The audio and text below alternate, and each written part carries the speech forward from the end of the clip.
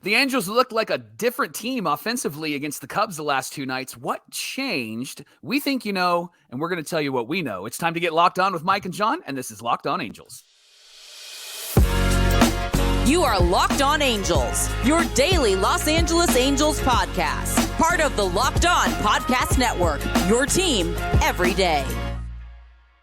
Thanks for making Locked On Angels your first listen of the day. You can find us anywhere you get your podcasts, including Apple Podcasts, Spotify, and now on SiriusXM by searching Locked On Angels. And the best way to help us out is by giving us a rate and a review. And those watching on YouTube, make sure that you're subscribed and click the bell to be notified every time a new episode drops. And today's show is brought to you by our friends at Bird Dogs. Go to birddogs.com/LockedOnMLB. And when you do, enter our promo code LockedOnMLB.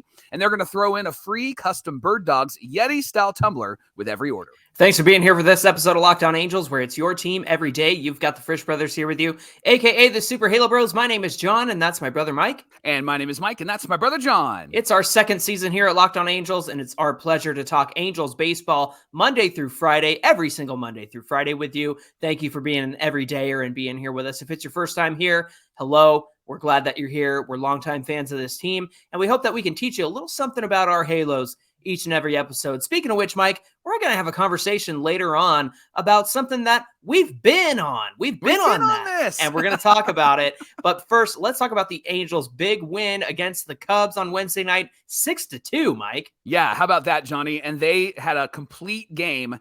Offense, defense, and pitching, Johnny. It started with Mike Trout's home run. Not only did he hit a bomb, and that ball was just going and going and going. It looked like a fly ball to center field at one point, and then it just got over the right field wall, which was great. And when Trouty's going opposite field or he's hitting those gaps, that's when you know that he is on those pitches, and that's the Mike Trout that we have come to love. Mm-hmm. And then he takes a home run away, John, and it was one of those catches where, is that going to go out? I think it's going to go out. And then Trout just kind of nonchalantly trouts it. And he jumps up and grabs it and throws it back in. And he just looked different last night defensively, John. His catches in the seventh inning when Aaron Loup was on the mound. By the way, I think Trout's ERA should have went down, not Aaron Loup's.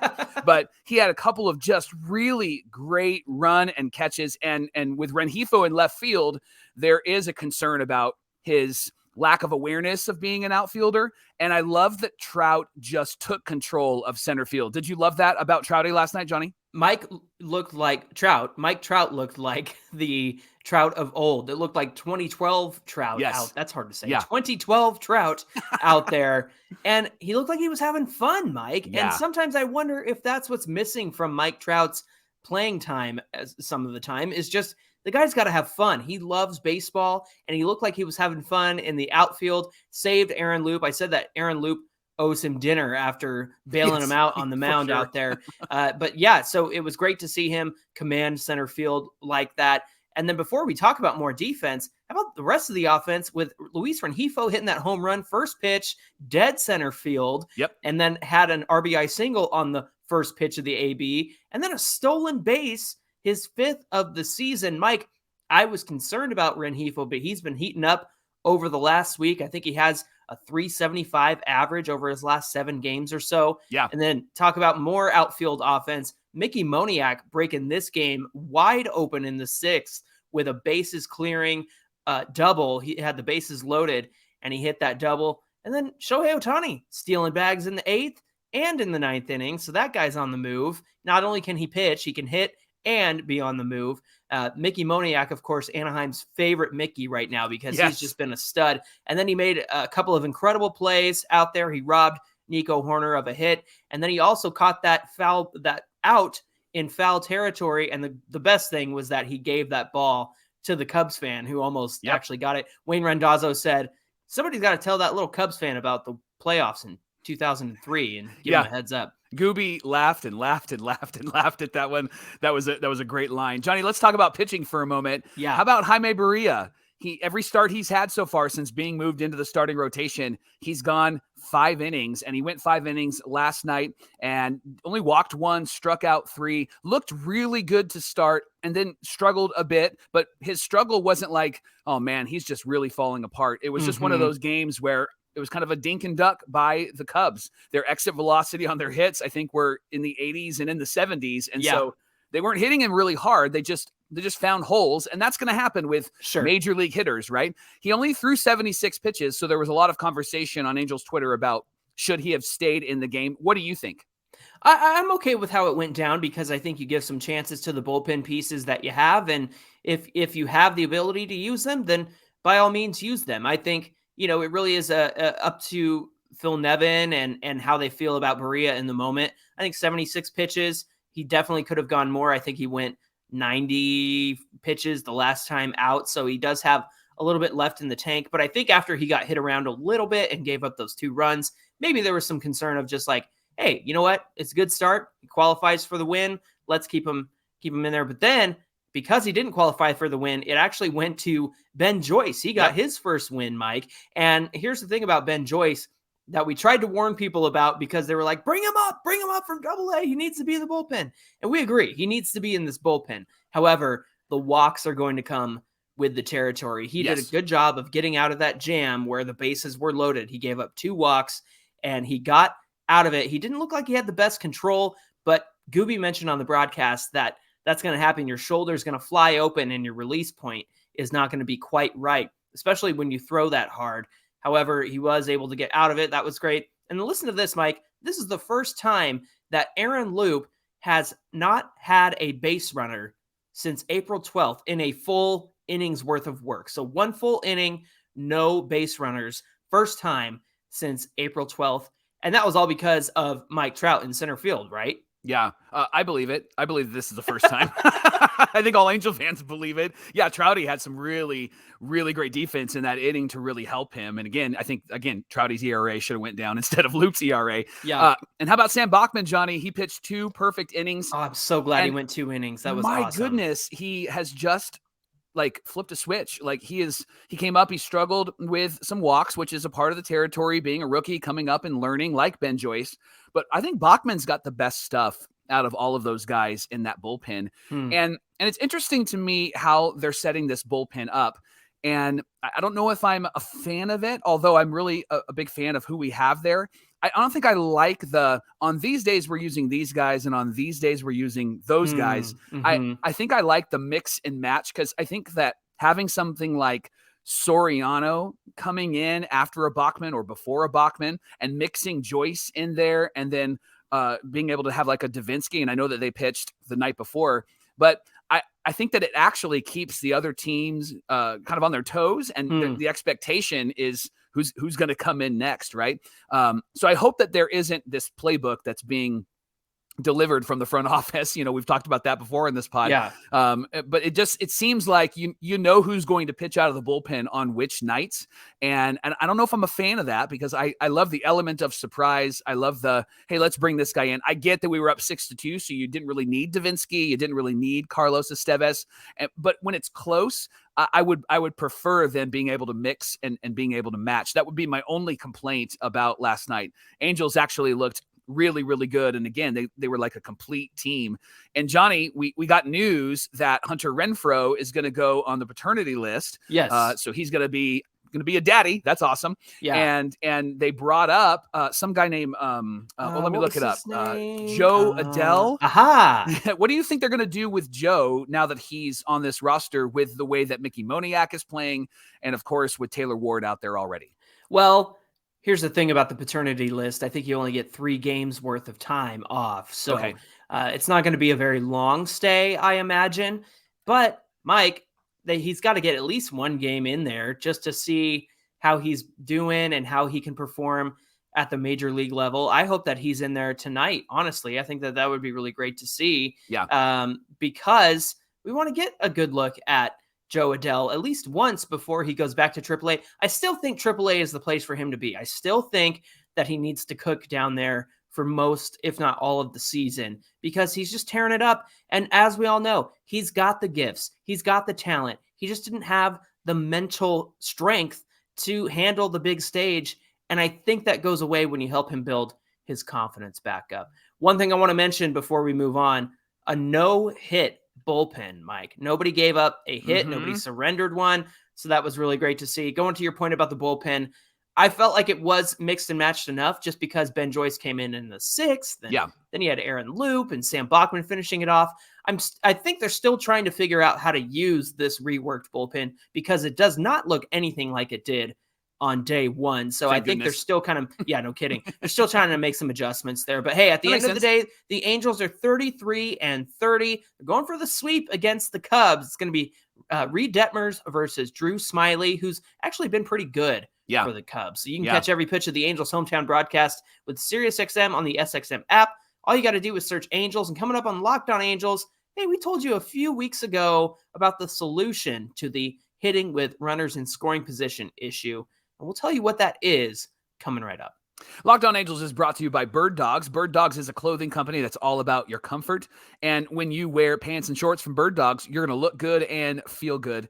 Take the Bird Dogs stretch khaki shorts, for example. They fit way better than regular shorts because they aren't made of stiff, restricting cotton. Instead, Bird Dog shorts are made of cloud knit fabric that looks just like khaki, but it stretches. And this way you can look way slimmer, which is what we all need as summer's coming, right? Without having to sacrifice movement, which is also what we need. You want to be comfortable. Bird Dog also uses anti-stink and sweat fabric that keeps you cool and dry all day long. So whether on the golf course or at a meeting or on a date or hanging out with friends, or maybe even at an Angel game on a Sunday when it's bright and sunny, you're going to look good, feel good, and smell good. Bird Dogs pants and shorts work everywhere for you. So check out birddogs.com/LockedOnMLB. You can get yourself a pair of pants and shorts there. And when you do, use our promo code LockedOnMLB, and Bird Dogs is going to throw in a free custom Bird Dogs Yeti style tumbler with your order. It's what I've been drinking out of on this show. If you're on the YouTube side, that's what I have.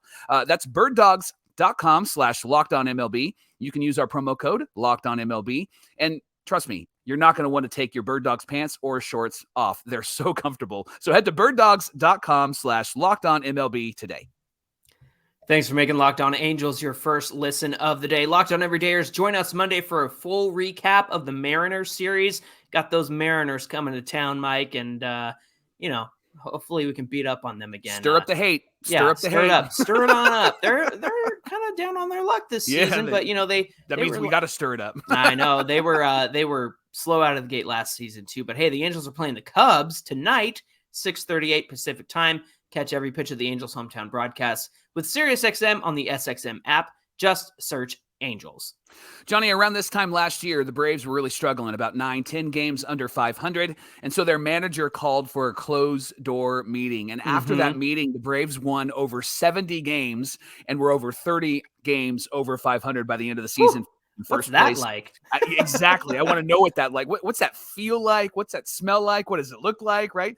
And so many have actually called for, after the Houston series specifically, that the Angels would have maybe a closed door meeting or a players only meeting, something along those lines. Now, if they do, we may not know it because nobody talks to the media except for Phil Nevin, but our boy Sam Blum might find out. So Sammy can let us know.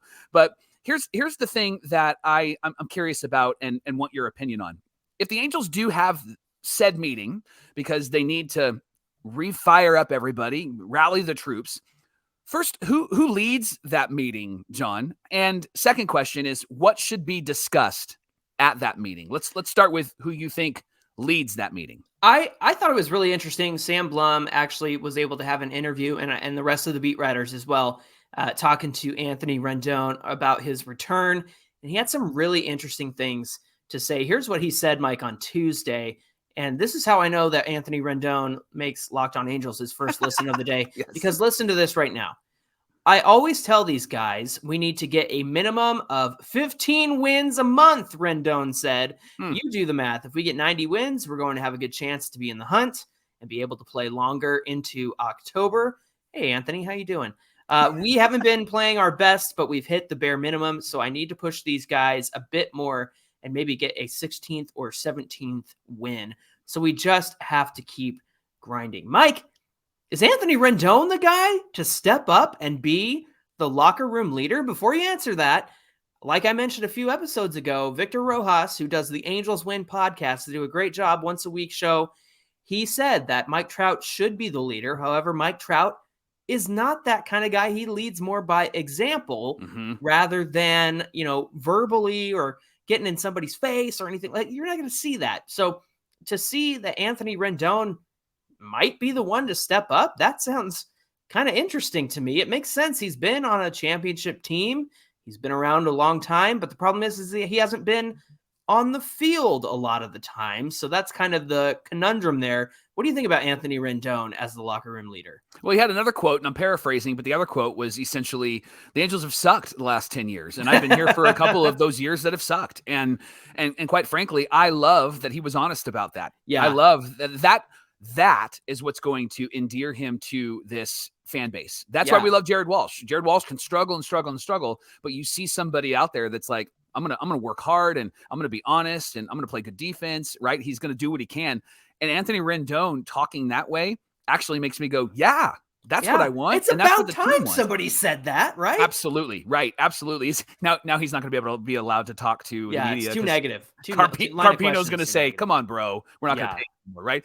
I think Anthony Rendon is the locker room leader, and I think he can be that dog. He can be that bulldog that rallies these guys, because you and I both know that when you are the older person, like whether it be on a team or whether it be playing with somebody or whatever it might be, people are always going to look to you. And I think Rendon is going to be the guy that people are going to look to, because he's a dad, married guy, has a World Series ring, has really performed well, right?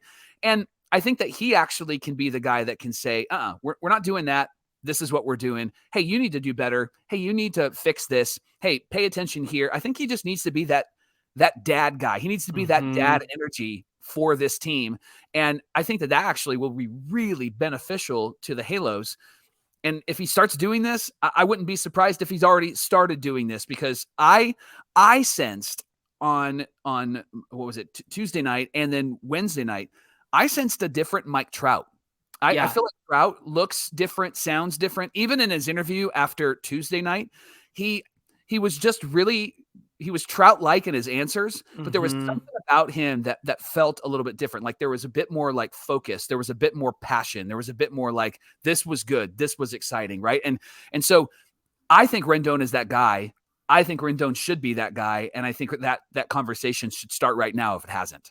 Yeah, absolutely. And I think about Torrey Hunter, Mike, and how he was a new guy, so to speak, there for a while, but he stepped up and was a locker room leader almost right away. And even though he wasn't like an Angel his whole career or anything like that, he really stepped up in the time that he was here. I think he even clashed with Pujols in 2012. And that shows me that like he cares. And I think at the end of the day, I know Anthony Rendon hasn't been able to play, but that's not by his own design. You can't help these injuries. It sucks and certainly costs the Angels a lot of money, but man, to see that he would step up in that way, I think is really important to take in and see that he said that. It really brings me a lot of relief to just say, hey, this team is not doing well. And I'm part of that problem. I've been part of that problem. Yeah. And so that was encouraging to say, what kind of conversations should be had if the Angels are going to have this closed door meeting? Do you feel like they even need one now, or what do you think? I think they need one, and I think that they should have a conversation. Maybe it's not going to be as intense or as emotional. I think waiting until the ship falls apart is stupid. I think you need to have these conversations now, because these conversations are conversations they should be having on the regular. I think they need to be surrounded around 3 words: accountability, responsibility, and ownership. Ooh, I think players need to hold each other to a higher standard. And I think this is where Rendon can really help, whether he's on the field or not, John. I think he can be somebody that can hold people to a higher standard. I think the second thing with responsibility is helping them to look at each other and say, hey, let's do this together. I think with Mickey Moniak as an example, I think Mickey has been a great guy coming out of the minor leagues and performing. He's not come up and then there hasn't been excuses for, well, he's got to get adjusted and he's got to, he's come up and he's immediately been awesome for us. And then when it comes to the third word, and that's ownership, I think the players need to speak honestly every chance they get, because what we felt from Rendon in his interviews was helpful and powerful. I think about Jacob deGrom's interview after he was diagnosed with needing to get Tommy John surgery. Oof. I loved that emotion. And my heart was broken for him. Yeah, mine too. But I love that emotion. He's like, this is a different team, and I want to be here, and I want to help. And I love that. And I love when players are just raw and real that way. I think it helps out the whole fan base when players are open and honest. And even though maybe the media can't ask the questions that they always want to ask, at least the players can give the responses that fans would and deserve to hear at the end of the day. Johnny, something that you and I have been on that has to do with Anthony Rendon is, how do the Halos fix the runners in scoring position problem? So this was just maybe a week or maybe 2 weeks ago that we actually started this conversation, and we did a deep dive on Trout and Ohtani. Wait. Oh, hold on. Okay, I got to say, we did this, Mike, we did this in the off season. That's because true. I researched it, and I went back to 2021 and 2022 and explained why the Angels need Anthony Rendon in this lineup. And even though it's been frustrating that he hasn't been in as many games as he should be, man, we've been on this. We've been on this for a long time. And the reason why is because without him, this team is much less scary. They're not able to deliver with runners in scoring position. And it's not just an issue that's been plaguing them in 2023. If you go back to 22 and 21, you can see, especially in 22, that Anthony Rendon with runners in scoring position came through 9 times out of 10, man. Well, I guess if his average is like 300, it's more like 3 times out of 10, but still, he's hitting like 300 since 22 with runners in scoring position. And that conversation came up this week about Anthony Rendon's return and whatnot. But Mike, I got to say that if you listen to Locked On Angels, and somebody did shout us out on Twitter, which I really appreciate, that's our goal here. We want to educate, we want to inform, and we want to help you see baseball in a different way, maybe even the team itself in a different way. And that's why we dig into the stats that we do. That's why we dig into the numbers that we do. And we've had this conversation about Anthony Rendon back in like December, I think. And to know that this is now coming up as the topic of the day, well, I just want to say, we've been on that. We've been on that. Here's some stats that are actually pretty eye-opening. This season, Rendon's teammates have hit .295 with runners in scoring position in the 30 games that Rendon, this is obviously before last night, in the 30 games that Rendon has started, a number that goes up to, get this, Johnny, 302 when you add Rendon's production. In the 31 games that Rendon has missed, the Angels have hit 187 with runners in scoring position, and all of the Angel fans say amen, because everybody has felt that and has seen that. And we've been talking about this ad nauseum over and over and over again. And what's interesting is you brought up last year and the year before, and the numbers actually indicate the same occurrence with the Angels, because like, for example, the last 2 seasons, the non-Rendon Angels hit 278 with runners in scoring position in the 105 games when he was in the lineup, and 235 in the 219 games when he wasn't in the lineup. And in the pandemic-shortened 2020 season, the Angels played only 8 games without Rendon. So, Johnny, he's the key. Whether people like it or not, and whether he deserves the money or not, he is the key to this team hitting and hitting well when it counts, which is why we got to keep him on the field. And it seems in the last 2 games that he's been back that there is some sort of strategy. They're going to remove him late in the game. They're going to bring in Gio Urshela or somebody else. Do you like that? Is there another strategy that's better? What would you do to make sure that Rendon is on the field as often as possible? Well, first I got to point out that it was great to get a win last night, even though Gio Urshela wasn't in the lineup, and they had Jared Walsh at first base. Obviously, Walsh is still struggling. He was able to draw a walk, but he has just not found it yet since he's been back. He looked great in AAA for the rehab assignments, but since he's been up, he's just really struggled and swung at some bad pitches, right? So he's still got to find it. However, if there's a world where in which, kind of like on Tuesday night when we were at the game, you had Gio Urshela at first base and you had Rendon at third, and then they swapped everybody. They put Gio at third and they put Walsh in at first because they had the lead, number one. And number two, once you have the lead, your job is to prevent people from scoring, and that comes down to good defense. Mike, the reason why the Angels won last night was, like you said, it was a recipe for success. Hitting, pitching, and fielding. And the fielding was phenomenal. You had Zach Neto at short. You had Brandon Drury tearing it up at second. You had Jared Walsh at first base all game, and Rendon over there at third. Good defense. And then, of course, the outfielders, they all did a great job.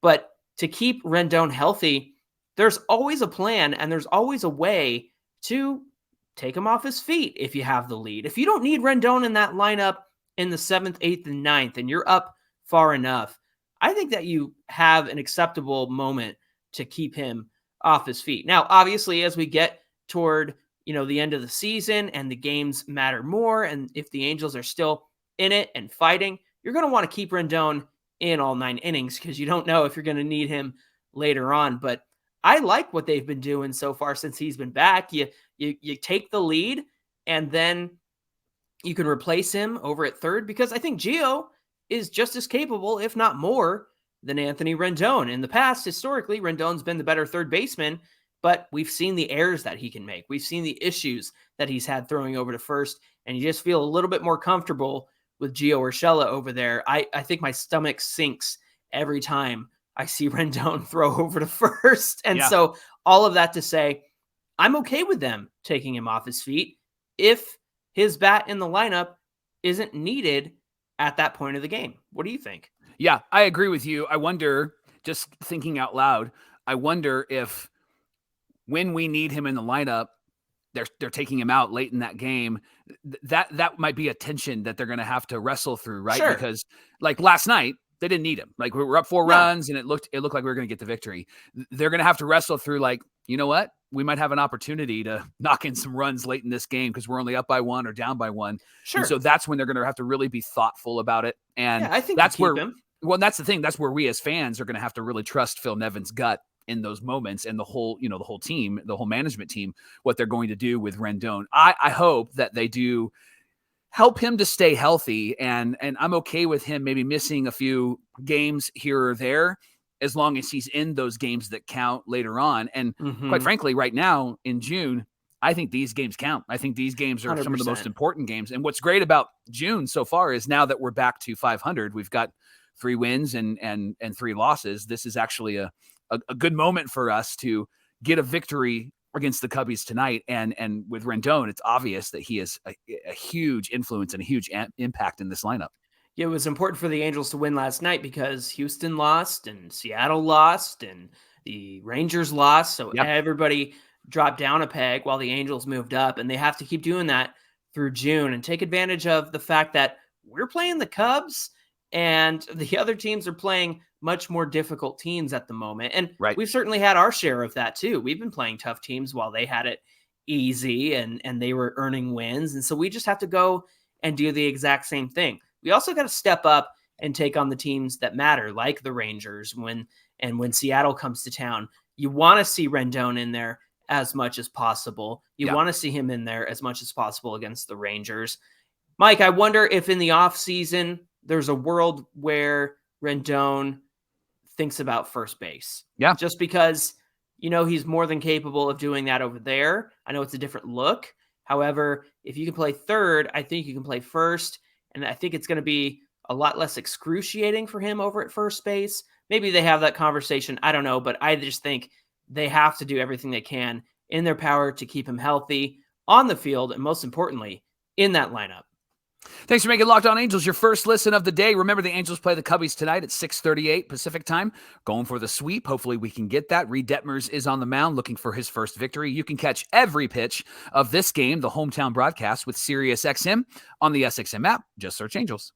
Hey, be sure you give us a follow at Locked On Angels on Twitter and at Super Halo Bros on Twitter and Instagram. You're going to want to do that because, Mike, what do we have on deck for tomorrow's show? It's Fan Mail Friday, so we are going to talk all about your questions and your thoughts and your comments. And so send those in to us. You can message us. You can leave us a voicemail. All of that is available to you in the show description. We would love to hear from you tomorrow on Fan Mail Friday. Can't wait to get into your questions and your voicemails. Of course, that voicemail phone number is in the episode description below, so you can give us a call there. In the meantime, my name is John, and that's my brother Mike. And my name is Mike, and that's my brother John. Thanks for being here with us, and we'll see you right back here tomorrow for more Locked On Angels.